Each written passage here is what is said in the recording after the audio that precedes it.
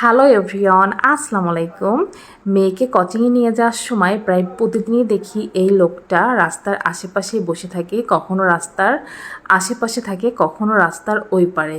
তাকে আমি এমনও দেখেছি যে সে একটা নারিকেল নিয়েও বসে আছে, কখনো দুইটা নারিকেল, কখনো বা কিছু ডাব নিয়ে সে বসে থাকে, অধীর আগ্রহের সাথেই চেয়ে থাকে এই বুঝি তার কাছ থেকে কেউ কিনবে। আর আমার সবসময় ভালো লাগে এমন ক্ষুদ্র ব্যবসায়ীদের কাছ থেকে কিছু কিনতে। আমি অনেক আগ্রহ নিয়েই তাদের কাছ থেকে কিনি, বলতে পারেন এটা আমার একটা ভালো লাগা। তো সেদিনও মেয়ের কোচিং শেষে বাসায় ফিরতেছিলাম, তো দেখি সে রাস্তার পাশেই বসে আছে। সেদিন তার কাছে ছিল দুইটা নারকেল দুটো অনেক ফ্রেশ ছিল, আর আসলেই নারকেলটা ভালো ছিল। এই যে দেখুন, সে কি সুন্দর করে জাস্ট মুহূর্তের ভেতরেই নারকেলটা ছিলে দিল, অনেক যত্ন সহকারে কিন্তু সেই কাজটা করতেছিল। আর এটা কিন্তু আমার কাছে দেখতেও বেশ ভালো লাগতেছিল। আশা করি আপনাদের কাছেও আজকের ভিডিওটি ভালো লেগেছে।